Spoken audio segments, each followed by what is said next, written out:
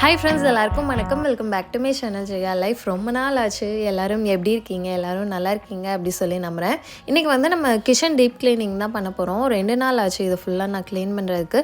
Pongal time வந்து வீடு ஃபுல்லாமே நம்ம க்ளீன் பண்ணுவோம். ஸோ ஃபஸ்ட்டு ஒர்க்கை இதை ஸ்டார்ட் பண்ணோன்னா இந்த வேலை வந்துட்டு இதுதான் எனக்கு ரொம்ப பெரிய வேலையாக இருக்கும். அதனால் இதை வந்து ஃபஸ்ட்டு க்ளீன் பண்ணி வச்சுட போகிறேன். காலையில் பாப்பாவுக்கு மட்டும்தான் லஞ்சுன்றதுனால அவளுக்கு வெரைட்டி ரைஸ் மாதிரி செஞ்சு கொடுத்துட்டேன். அவர் வேணான்னு சொல்லிவிட்டு அவரும் ஆஃபீஸ் கிளம்பியாச்சு.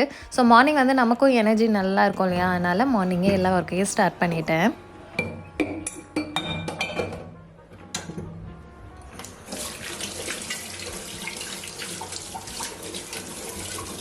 என்னோடய பேண்ட்ரி ஃபுல்லாமே வந்து பார்த்திங்கன்னா இந்த சைடு இருக்க கபோர்டில் தான் மேக்ஸிமம் இருக்கும். இதுலேயுமே வந்துட்டு கடைசி 2 செல்ஃபில் வந்து ஃபுல்லாக பாத்திரம் தான் அடுக்கி வச்சுருப்பேன். டெய்லி நம்ம யூஸ் பண்ணிகிட்டே இருக்கிறதுனால அது வந்து கழுவ தேவையில்லை. மித்தது ஃபுல்லாக வந்துட்டு இந்த மந்த்ன்றனால எல்லாமே வந்து கொஞ்சம் கொஞ்சமாக தான் இருந்தது. அது எல்லாத்தையும் எடுத்து இன்னொரு டப்பாவில் போட்டு வச்சுட்டு மித்தது எல்லாத்தையும் எடுத்து கழுவிறதுக்கு போட்டேன். காலையிலே கழுவி வச்சுட்டோம் அப்படின்னா சாயங்காலத்துக்குள்ளே காஞ்சிடும். திரும்ப நம்ம எடுத்து ரீஅரேஞ்ச் பண்ணுறதுக்கு கரெக்டாக இருக்குன்றனால காலையில் ஃபஸ்ட்டு இந்த மாதிரி கழுவுற ஒர்க் தான் ஸ்டார்ட் பண்ணேன். என்னோடய ஸ்டோரேஜ் கண்டெய்னர்ஸ் பற்றியும் நிறைய பேர் கேட்குறீங்க. இன்னுமே வந்துட்டு நிறைய பேர் கேட்குறது வந்துட்டு கிளாஸ் கண்டெய்னர்ஸ்லாம் யூஸ் பண்ணும்போது உடச்சிருக்கீங்களா அந்த மாதிரியும் கேட்டிருக்கீங்க. எனக்கு வந்து கிளாஸ் கண்டெய்னர்ஸ் வந்துட்டு அப்பப்போ தானே எடுப்போம். பிளாஸ்டிக் கண்டெய்னர்ஸில் தான் வந்துட்டு மேக்ஸிமம் பருப்பு இந்த மாதிரி இதெல்லாம் ஸ்டோர் பண்ணி வைப்பேன். அதுலேயுமே வந்துட்டு இந்த கிரே கலர் லிட் போட்டிருக்க கண்டெய்னர் தான் எனக்கு ரொம்ப பிடிக்கும். அது இன்னுமே கலர் மாறாமையும் இருக்குது.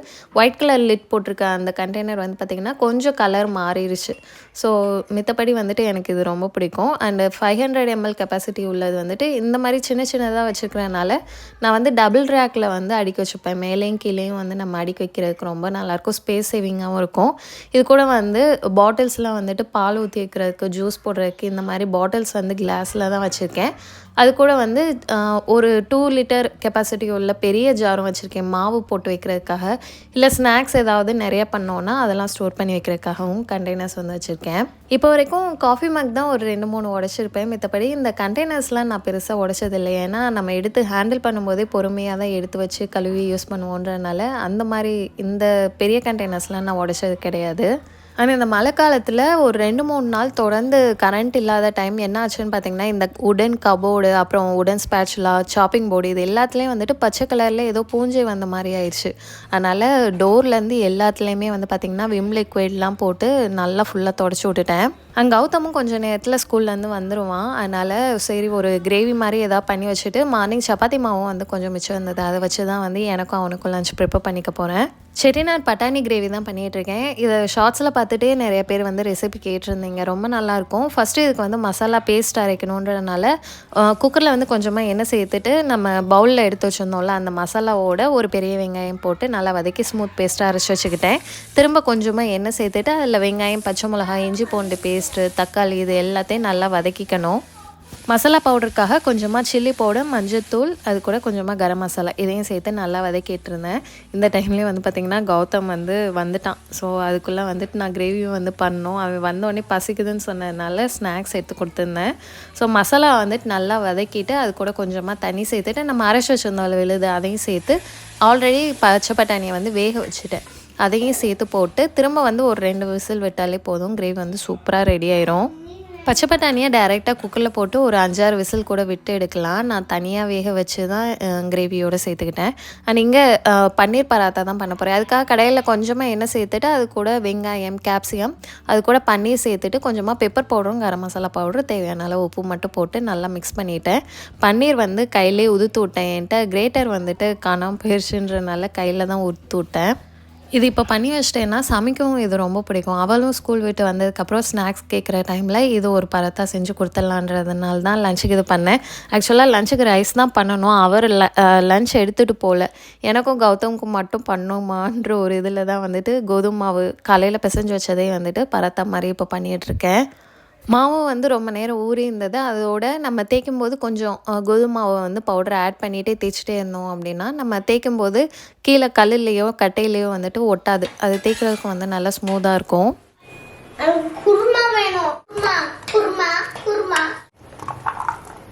ஓகேவா? போதுமா? எனக்கும் 2 பரோட்டா போட்டுட்டு அவனோட உட்காந்து சாப்பிட்டுட்டு அதுக்கப்புறம் தான் வந்து திரும்ப எல்லா ஒர்க்கும் ஸ்டார்ட் பண்ணேன். மதியம் வந்து நல்லா வெயில் அடிச்சதுனால எல்லா கண்டெய்னர்ஸும் வந்து பார்த்திங்கன்னா ஓரளவுக்கு நல்லா காஞ்சிருச்சு. திரும்ப வந்து ஒரு துணியை வச்சு துடைச்சிட்டு தான் ரீஃபில் பண்ணிகிட்ருக்கேன். ஸ்டோர் பண்ணும்போது ரவை, வேர்க்கடலை, அது கூட ஓட்ஸுமே வந்துட்டு நான் ஃப்ரை பண்ணிட்டு தான் ஸ்டோர் பண்ணி வச்சுப்பேன். ஏன்னா ஓட்ஸில் வந்துட்டு அடிக்கடி கஞ்சி போட்டு எடுத்துப்பேன்றனால அதுவுமே ஓரளவுக்கு வறுத்துட்டு ஸ்டோர் பண்ணி வச்சுப்பேன். அந்த மாதிரி வச்சா கொஞ்சம் கிறிஸ்பியாகவும் இருக்கும், கெட்டு போகாமையும் இருக்கும். இந்த தடவை குழம்பு மிளகாத்தூள் ஃபுல்லாக காலியாயிடுச்சு. அடுத்து ஊருக்கு போகிறப்ப தான் எடுத்துகிட்டு வரணும். அது கோதுமை மாவு, அரிசி மாவு இதெல்லாம் தான் பெரிய பெரிய கண்டெய்னர்ஸில் போட்டு வைப்பேன். மித்தபடி இந்த சின்ன கண்டெய்னர்ஸில் சுண்டல், பொட்டுக்கடலை இந்த மாதிரி ஐட்டம்ஸ்லாம் போட்டு ஸ்டோர் பண்ணி வச்சுருவேன். இதோட நிறைய கண்டெய்னர்ஸ் எம்டியாக தான் இருந்தது. மந்த் ஸ்டார்டிங் தான் வந்துட்டு எப்பயும் க்ராசரி ஐட்டம்ஸ்லாம் வாங்குவோன்றனால அதையுமே அப்படியே எடுத்து வச்சுட போகிறேன். இந்த அயன் பாத்திரம்லாம் வந்துட்டு எடுத்து வைக்கும்போது நம்ம எண்ணெய் அப்ளை பண்ணி வைக்கிறோம் இல்லையா, அதனால் பாட்டம்லாம் வந்து பார்த்திங்கன்னா கொஞ்சம் எண்ணெய் பசையாக இருக்கும். அதனால் எப்பயுமே வந்துட்டு ஷெல்ஃபில் ஒரு மேட் போட்டு அதுக்கு மேலே தான் வந்து அயன் கடாய்ஸ் இதெல்லாம் வந்து ஸ்டோர் பண்ணி வைப்பேன். குக்கிங்கில் அயன் குக்வேர்ஸ் யூஸ் பண்ணுறது எனக்கு ரொம்ப பிடிக்கும். கடாயை தவிர பேன் மாதிரி இருக்கிறது எல்லாத்தையும் வந்துட்டு ஒரு சைடு எடுத்து வச்சுட்டு இன்னொரு ஷெல்ஃபில் வந்து டபுள் ரேக் போட்டு மிக்சியோட ஜார்ஸ் அப்புறம் சின்ன சின்ன பாட்டில்ஸ்லாம் வந்து மேலே அடுக்கி வச்சுட்டு கீழே வந்து பெரிய பாட்டிலை வந்து சைடாக வந்து வச்சுடுவேன். ஸோ இந்த மாதிரி வைக்கிறப்போ நமக்கு வந்து நல்லாவே ஸ்பேஸ் சேவிங்காக இருக்கும். எடுக்கிறப்பையும் எது எங்கே இருக்குதுன்னு சொல்லிட்டு நம்ம ஈஸியாக பார்த்துடலாம். ஸோ எனக்கு வந்து கண்ணுக்கு நேராக வச்சுருக்கிறதுனால எல்லாமே வந்துட்டு நல்லா விசிபிளாக தெரிகிற மாதிரி தான் அடுக்கி வச்சுருக்கேன். அதுக்கு மேலே வந்துட்டு பெரிய பெரிய ஜார்ஸ், அது கூட ரொட்டேட்டிங் ட்ரேயில் வந்துட்டு வினிகர், கீ, அதோட இந்த ஹனி இந்த மாதிரி ஐட்டம்ஸ்லாம் வச்சுருப்பேன். அதுவுமே மேலே ரொட்டேட்டிங் ட்ரேயில் வச்சுட்டு அதுக்கு மேலே வந்து ரொம்ப ரேராக எடுக்கிறது வந்து பெரிய ஹாட் பாக்ஸு, அதோட எம்டி கண்டெய்னர்ஸ் யாருக்காவது கொடுக்கணும் அப்படின்னா அதுலேருந்து தான் எடுப்பேன். ஸோ அது எல்லாத்தையும் வந்து மேல் ரேக்கில் அடுக்கி வச்சாச்சு. அப்புறம் கவுண்டர் டாப் கீழே இருக்கிறதுல வந்து பார்த்திங்கன்னா மித்த கபோர்ட்லலாம் வந்துட்டு பார்த்திங்கன்னா ட்ரே மாதிரி தான் இருக்கும். நம்ம இழுத்து ஈஸியாக வந்து க்ளீன் பண்ணிடலாம்.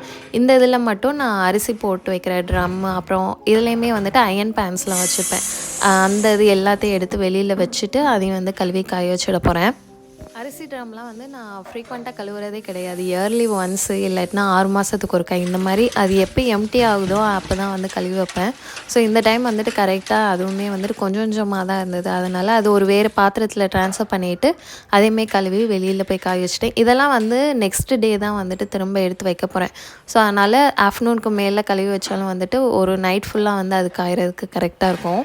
அண்ட் ரேக் துடைக்கிறப்ப வந்து பார்த்திங்கன்னா இந்த மண் பாத்திரத்துலேயும் வந்துட்டு பச்சை பச்சையாக பூஞ்சு இருக்கிற மாதிரி இருந்தது. சரி வெயில் வந்து அந்தளவுக்கு இல்லை, இருந்தாலும் காற்றோடு இருக்கட்டுமே அப்படின்னு சொல்லிட்டு வெளியில் வந்து அதையுமே கழுவி காய வச்சுருந்தேன். அண்ட் பாப்பா வந்ததுக்கப்புறம் கொஞ்சம் நேரம் ரெஸ்ட் எடுத்துகிட்டு ஒரு 6 மேலே தான் வந்துட்டு கவுண்டர் டாப்பில் இருக்கிற ஐட்டம்ஸ் எல்லாத்தையும் வந்து க்ளீன் பண்ண ஆரம்பித்தேன். இதில் வந்து பாக்ஸஸ் எதுவும் அந்தளவுக்கு டீப் க்ளீன் பண்ணணுன்னு அவசியம் இல்லை. ஆனால் மேலே வந்துட்டு நிறைய டஸ்ட் இருந்த மாதிரி இருந்ததுனால லைட்டாக எல்லாத்துலேயும் வந்து தொடச்சிட்டு கவுண்டர் டாப் ஃபுல்லாமே வந்து பார்த்திங்கன்னா எப்பயுமே வந்துட்டு தண்ணி ஊற்றி விம் லிக்விட், வினிகர், அது கூட பேக்கிங் சோடா இது எல்லாத்தையும் போட்டு தான் வந்து க்ளீன் பண்ணுவேன். ஸோ அந்த மாதிரி எல்லா கவுண்டர் டாப்பையும் க்ளீன் பண்ணிவிட்டு ஒரு 2-3 தடவை நல்லா தொடச்சி விட்டு கொஞ்சம் நேரம் காஞ்சதுக்கப்புறம் திரும்ப எல்லாத்தையும் எடுத்து வச்சேன். அண்ட் இந்த ஒயிட் ட்ரேயில் வந்து பார்த்திங்கன்னா இந்த பிளாஸ்டிக் ட்ரே வந்துட்டு ஈஸியாக கழுவி நம்ம வந்து காய வச்சு யூஸ் பண்ணுறதுக்கு ரொம்ப நல்லாயிருக்கு. இது கூட இன்னொரு ட்ரே வந்துட்டு ஸ்டீலில் வாங்கியிருந்தேன். அது மட்டும்தான் வந்து கழுவுறப்போ வந்துட்டு லைட்டாக அந்த பெயிண்ட் போகிற மாதிரி தெரியுது. மித்தபடி அந்த பிளாஸ்டிக்கில் இருக்க ஒயிட் ட்ரே வந்துட்டு ஏதாவது அழுக்கு மேலே வந்து பட்டிருந்தாலும் நம்ம கழுவும் போது வந்து பார்த்திங்கன்னா ஈஸியாக போயிடுது. மசாலா பவுடரில் காஷ்மீரி சில்லி பவுடரும் மட்டன் மசாலாவும் வெளியில் தான் வாங்குவேன். இதில் லேபிளில் எதுவுமே போட்டு வைக்கல. இந்த மாதிரி சின்ன சின்ன கண்டெய்னர்ஸில் போட்டு வச்சாலும் ஒரு இது மூடி மட்டும் வந்துட்டு நான்வெஜ்க்கு யூஸ் பண்ணுற மசாலாவுக்கு மட்டும் கோல்டன் கலர் மூடி போட்டு மித்ததுக்கெலாம் வந்து பிளாக் கலர் வந்து போட்டிருப்பேன். ஸோ அவர் யூஸ் பண்ணாலும் வந்துட்டு அவருக்கும் டிஃப்ரென்ஸ் தெரியணுன்றனால மூடியில் மட்டும் அந்த மாதிரி சின்ன சேஞ்சஸ் வச்சுருக்கேன். மசாலா பவுடருக்கு மட்டும்தான் தனித்தனி கண்டெய்னர். அஞ்சரை பெட்டியில் வந்து தாளிக்கிறதுக்குரிய பட்டை, கிராம்பு, ஏலக்காய் இந்த மாதிரி ஐட்டம்லாம் அஞ்சரை பெட்டியில் போட்டு வச்சுருக்கேன். அடுத்ததாக கவுண்டர் டாப் ஃபுல்லாக க்ளீன் பண்ணிவிட்டு நைட் வரைக்கும் சேர்ந்த பாத்திரத்தையும் வந்து கழுவி வச்சேன். இதுக்கு மேலே வந்து என்னால் முடியல. மார்னிங்லேருந்து நானே தனியாக எல்லாத்தையும் பார்த்துட்டு இருந்தது வந்துட்டு பயங்கர டயர்டாக இருந்த மாதிரி இருந்தது. ஸோ அதோட நெக்ஸ்ட் டே தான் கண்டினியூ பண்ணேன். இன்றைக்கி குழந்தைங்களுக்கு அவருக்கு எல்லாருக்குமே லீவ் தான். இன்றைக்கி ஈவினிங் வேறு ஃப்ரெண்டோட ஃபங்க்ஷனுக்கு போகிறோம். அதனால் மார்னிங் வந்து பார்த்திங்கன்னா எல்லாத்தையும் நேற்றே கழுவி வச்சது தானே, அது எல்லாத்தையும் திரும்ப ரீஅரேஞ்ச் பண்ணி வைக்கிறதுக்கு எனக்கு ரொம்பவே ஈஸியாக இருந்தது. ஸோ மார்னிங் வந்து பார்த்திங்கன்னா எடுத்து வச்சதுக்கப்புறம் தான் எனக்கு ரொம்ப நிம்மதியாகவும் இருந்தது. இந்த ஆயில் கண்டெய்னர்ஸ்க்கு கீழே மட்டும் நான் வந்து இந்த தடவை ஷீட் மாதிரி போட்டிருந்தேன். எப்பயுமே வந்துட்டு வாஷபிள் ரீயூசபிள் மேட் போடுவேன்.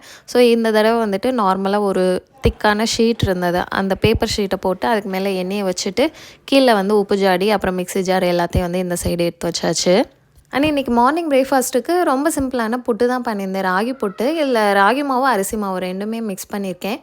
தேவையான அளவு உப்பு போட்டு கொஞ்சம் சுடு தண்ணி போட்டு நல்லா பிசைஞ்சிட்டு நம்ம ஸ்டீமரில் போட்டு வேக வச்சு எடுத்துக்கலாம். நான் கொல்லா புட்டில் வந்து பண்ணலை. நார்மலாக ஸ்டீமர்லேயே வந்துட்டு மொத்தமாக கொட்டி நல்லா வேக வச்சு எடுத்துக்கிட்டேன். அண்ட் இப்போல்லாம் அரிசி மாவு போட்டு ரொம்ப ரேராக தான் எடுத்துக்கிறது. ஏன்னா சிவப்பரிசி போட்டு ராகி போட்டு இதுவே சாப்பிட்றதுக்கு டேஸ்ட் ரொம்பவே நல்லா இருக்குது. ரொம்ப ரேராக தான் வந்துட்டு வெள்ளை புட்டு எடுத்துப்போம். அதோடு வந்து பார்த்திங்கன்னா நேற்று தான் வந்துட்டு பட்டாணி கிரேவி வச்சுருந்தோம் இல்லையா, அதனால் இன்றைக்கி மார்னிங் எதுக்கு தனியாக கடலைக்கறி வைக்கணுன்றனால வெறும் சுகர் மட்டுமே வச்சு சாப்பிட்டாச்சு. இதோட க்ளீனிங்கில் கடைசியாக ஒரே ஒரு வேலை மட்டும் பெண்டிங்கில் இருக்குது. நேற்று வந்து நான் இந்த பாத்திரம் பெரிய பெரிய பாத்திரம்லாம் வந்து கழுவி வச்சுருந்தேன்ல, அதுவுமே நல்லா காஞ்சிச்சு. ஸோ அதில் வந்துட்டு அரிசி எல்லாத்தையும் போட்டுட்டு மேலே வந்து காஞ்ச மிளகா மட்டும் போட்டு வச்சுருக்கேன். இது வந்து நான் நார்மலாகவே போட்டு வைப்பேன், வண்டு எதுவும் வராமல் இருக்கும். இந்த மல்டிபிள் ரேக்கில் வந்துட்டு இந்த அயன் கடாய், அதுக்கப்புறம் வந்துட்டு யூஸ் பண்ணாத பெரிய பெரிய கடாயெல்லாம் இருக்கும்ல, அதெல்லாம் வந்து இதில் தான் எடுத்து வச்சுப்பேன். ஸோ இதை வந்துட்டு நம்ம டபுள் சைடும் வந்து வச்சுக்கலாம். நான் வந்து ஒரே சைடாக வந்து இந்த தடவை வச்சுக்கலாம் அப்படின்னு சொல்லிட்டு எல்லாத்தையும் இதில் எடுத்து வச்சாச்சு. ஆனால் அப்படியே டேரெக்டாக ஈவினிங் ஃபங்க்ஷன் கிளம்புறப்போ தான் நான் வீடியோ எடுத்தேன். அதுக்கு இடையில வந்து வீடியோ எடுக்க முடியல. ஸோ இன்றைக்கி ஃபங்க்ஷனுக்கு வந்து பார்த்திங்கன்னா இந்த காட்டன் மிரர் ஒர்க் சாரீ தான் வியர் பண்ணியிருந்தேன். ரொம்பவே நல்லா, நார்மலாக காட்டன் சாரீ கட்டணும் அப்படின்னா முன்னாடிலாம் வந்துட்டு ரொம்ப மொடன்னு புஸ்ஸுன்னு தூக்கிட்டு நிற்கும் இல்லையா, இந்த காட்டன் சாரீ வந்துட்டு நல்லா சாஃப்டாக இருக்கும். நம்ம என்ன மாதிரி கட்டுறோமோ அப்படியே நிற்கும். அதனாலே எனக்கு இது ரொம்ப பிடிச்சிருந்தது. அண்ட் இதுக்கு வந்து மேட்சிங்காக இந்த மாதிரி சில்க் காட்டன் ப்ளவுஸ் தான் வரும். ஸோ அதான் வந்து வியர் பண்ணியிருந்தேன். இந்த சாரீ வந்து நான் ஜெகா த்ரெட்ஸில் அவைலபிளாக இருக்குது. ஸோ நான் கூடிய சீக்கிரம் இதில் என்னென்ன கலர்ஸ் அவைலபிளாக இருக்கணும்னு நான் ஜெகா த்ரெட்ஸில் அப்லோட் பண்ணுறேன். அப்படியே குட்டீஸையும் வந்து ரெடி பண்ணிவிட்டு போகிற வழியிலே வந்து பார்த்திங்கன்னா நல்ல மழை வர ஆரம்பிச்சிச்சு. காலையிலேயும் வந்துட்டு லைட்டாக தான் தூரிகிட்டு இருந்தது. ஆனால் போகும்போது வந்து பார்த்திங்கன்னா கண்டினியூஸாக மழை. ஸோ போய் செய்கிறதுக்கே வந்து பார்த்திங்கன்னா நைட் வந்து ஒரு 7 o'clock போல் ஆச்சு. ஃப்ரெண்டோட பாப்பாவுக்கு தாவணி விழா வச்சுருந்தாங்க. ஸோ அவங்களோட நல்லா டைம் ஸ்பெண்ட் பண்ணிவிட்டு பேசிட்டு தான் கிளம்பணும். அவங்க ஃப்ரெண்ட்ஸ் எப்பயுமே வந்துட்டு நல்லா ஃபன்னாக பேசிகிட்டு இருப்பாங்க. ஸோ அவங்களோட இருந்தாலே வந்து டைம் போகிறது தெரியாது. அண்ட் இந்த பாப்புக்குட்டி நம்மளோட வீடியோஸை ரெகுலராக பாப்பா. இடையில கூட வந்து வாய்ஸ் மெசேஜ் அனுப்பிச்சிருந்தா. நேரில் பார்க்குறப்போ வந்து பார்த்திங்கன்னா என்ன மாதிரி பாய் அப்படின்லாம் வந்து சொல்லி காமிச்சிருந்தா. செம்ம க்யூட்டாக இருந்தது. அப்படியே குழந்தைங்களும் பசிக்குதுன்னு சொல்ல ஆரம்பிச்சிட்டாங்கன்றனால டின்னர் சாப்பிட போயிருந்தோம். டின்னருக்கு வந்து சூப்பரான வெஜ் மீல்ஸ் தான் போட்டிருந்தாங்க. முக்கியமாக அந்த இடியாப்பத்துக்கு கத்திரிக்காயில் வந்து ஏதோ கிரேவி மாதிரி கொடுத்துருந்தாங்க. அது ரொம்ப நல்லா இருந்தது. அப்படியே கருப்பட்டியில் அல்வா, அது வந்து சமைக்க ரொம்பவே பிடிச்சிருந்தது. பொடி தோசை, ஸ்வீட் அப்பம், பால் பணியாரம் ரொம்பவே நல்லா இருந்தது. எல்லாத்தையும் சாப்பிட்டுட்டு ஃபைனலாக வந்து பாப்பாவுக்கு வந்து கிஃப்ட் கொடுத்துட்டு ஃபோட்டோஸ் எடுத்துகிட்டு அங்கேருந்து கிளம்பிட்டோம். அண்ட் இந்த வீடியோ வந்து உங்களுக்கு பிடிச்சிருக்கும்னு நினைக்கிறேன். இந்த வீடியோ உங்களுக்கு பிடிச்சிருந்தா லைக் பண்ணுங்கள், கமெண்ட் பண்ணுங்கள். இன்னும் நீங்கள் நம்ம சேனலை சப்ஸ்கிரைப் பண்ணலைன்னா சப்ஸ்கிரைப் பண்ணுங்கள். நெக்ஸ்ட் வீடியோவில் சந்திப்போம். அது வரைக்கும் பாய்.